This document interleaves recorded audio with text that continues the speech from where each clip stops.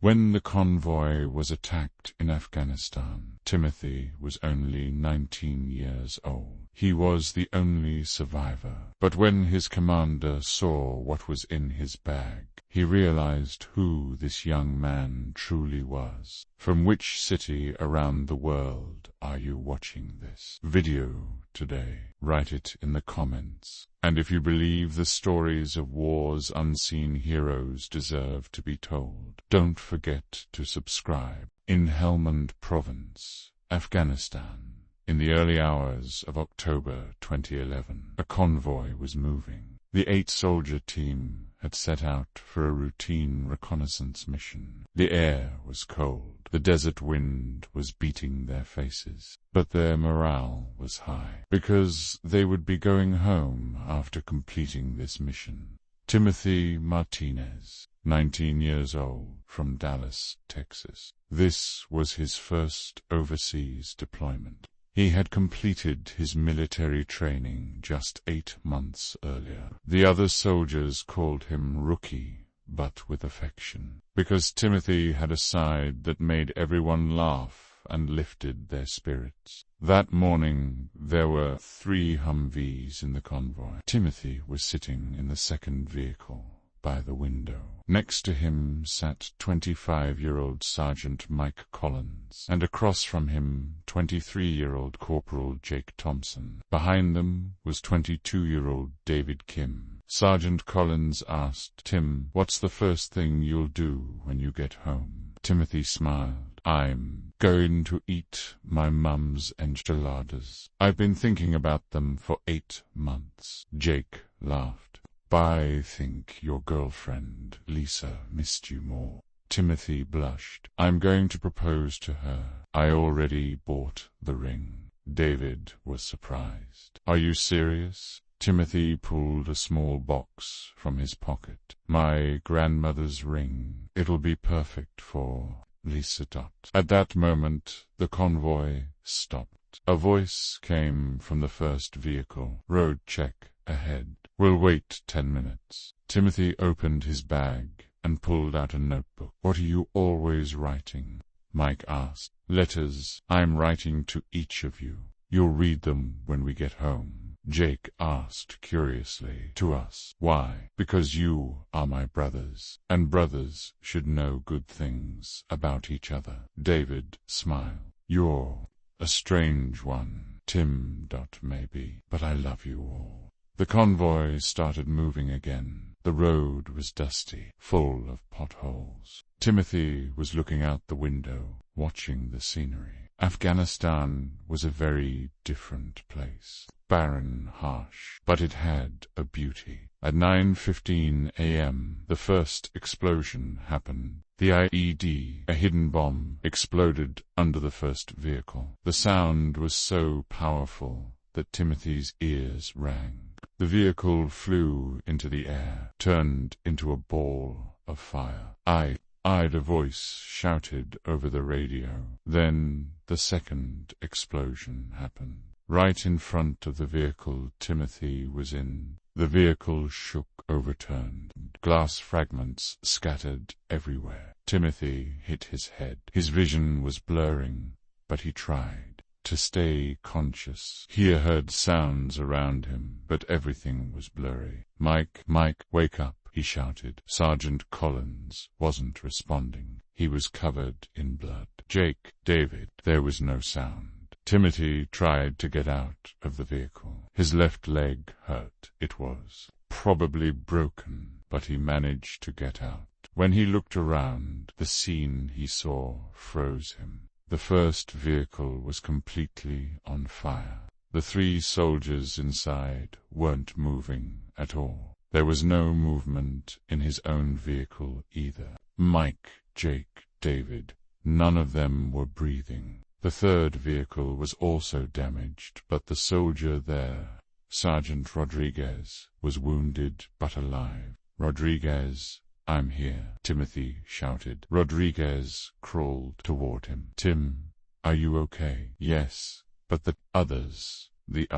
Rodriguez looked at Timothy's condition. "You're badly wounded. You're losing blood, Timothy then realized. There was a metal fragment in his chest. Blood was coming from his stomach. "Am I dying?" Rodriguez didn't lie. "I don't know, Tim, but help is coming." It took 45 minutes for the helicopters to arrive. Timothy was trying to stay conscious, but it was very difficult. "Rodriguez, where's my bag?" "Here, why? There are letters inside. Give them to their families, please." Rodriguez opened Timothy's bag. Inside were 7 letters. Each had a name written on it: Mike's mother, Jake's father, David's sister, the families of other team members. "Tim, when did you write these?" "I was always writing, a little, every day. I wrote good things about them, things their families should know." Timothy was having trouble breathing. "Rodriguez, there's also a letter for Lisa, and a ring. Give it to her. Give it to her yourself. You're going to get better." Timothy tried to smile. "No, I can feel this, but it's okay. I couldn't save them, but at least there are good things to tell. Their families." When the helicopter arrived, they immediately treated Timothy, but it was too late. In the hospital, Commander Colonel James Peterson was checking Timothy's belongings. When he opened his bag, he found things that broke his heart. The first letter was written to Mike's mother. "Dear Mrs. Collins, I'm Timothy, Mike's friend. There are things you need to know about your son. He's our big brother here. He's with us in every difficult situation. Very brave, very kind-hearted. He talks about his family every night. He misses you very much. And I want you to know that he's fighting heroically here, not just for his country, but for his friends too." The second letter was to Jake's father. "Dear Mr. Thompson, Jake talks about you a lot, especially about the times you went fishing together. He's very strong here. When our morale is down, he makes us laugh. A very good soldier, but an even better friend. You should be proud of him." Each letter was different. Each told the special sides of that soldier. Timothy had written these letters for 3 months, observed his friends, recorded their most beautiful sides. The last letter was written to Lisa. "Dear Lisa, if you're reading this letter, it means plans changed. But don't be sad. I was very happy here, because I was always thinking of memories with you. You're perfect for me. I hope someone worthy of you comes along. I will always love you."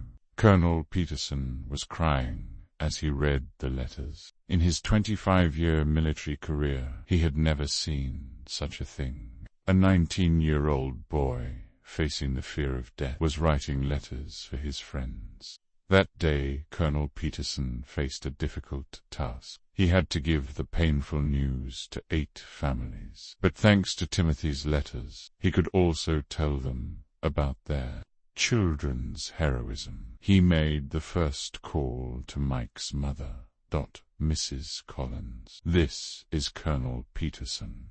We need to talk about your son." The woman's voice trembled. "What happened?" "First, know that your son died as a hero, and there's a special letter that tells you what kind of person he was." Mrs. Collins started crying, but when she read Timothy's letter, she learned how happy her son was in his last days. After reading the letter, Jake's father, Mr. Thompson, said, "That boy was like an angel. How lucky my son was to have such a friend." Lisa cried a lot when she received the letter, but then, when she saw the ring, she smiled. He was so young, but how mature he was. "I'm proud of him."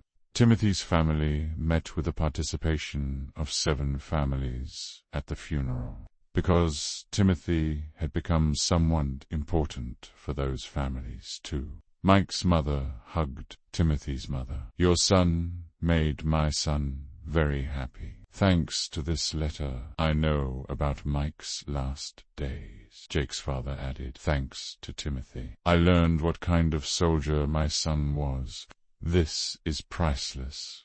Colonel Peterson spoke at the funeral. Timothy Martinez was 19 years old. He was one of the youngest victims of this war, but he was also the soldier with the most mature heart. Even when facing death, he was worried about his friends. He paused. His voice trembled. "Those letters teach us this. True soldiering is not just fighting the enemy. It's protecting your friends, loving them, and being able to say good things about them to their families." Timothy's mother stood up. "My son was only 19 years old, but he was as mature as someone 40 years old. Writing those letters wasn't a coincidence. He was always a child who thought of others." After speaking, she added, "The letters Timothy wrote for his friends show what kind of person he was. He was created not just to fight, but to love." After the funeral, Colonel Peterson found other things in Timothy's bag: diary entries, photos of his friends, and small notes about each of them. One note read, "Mike was very sad today. No letter came from his girlfriend. I sang to him, made him laugh. Tomorrow will be better." Another note said, "Jake's father sent fishing photos. Jake was very happy. He showed everyone tonight. He must be a good father." Timothy had observed his friends for 3 months, cared about their feelings, shared their happiness. A year later, Lisa got married. She carried Timothy's photo at her wedding. "He was my first love, and he taught me love," she said. Mike's mother visits Timothy's grave every year on his birthday. "I thank the boy who made my son happy," she says. Jake's father leaves fishing photos at Timothy's grave. "For the boy who understood my son," he says. After retiring, Colonel Peterson tells Timothy's story to young soldiers. Soldiering is not just fighting. It means being human, loving, protecting your friends. This story teaches us this. True heroism is not hidden in age, but in the greatness of the heart. Timothy was only 19 years old, but his love healed 7 families. War is a terrible thing, but people like Timothy can make love live even in the middle of it. His letters are proof not only of death, but of life. If you have someone like Timothy in your life, tell them, because love waits to be spoken, and sometimes we can be too late. If you liked this story, don't forget to subscribe. We're here for the unseen heroes of war.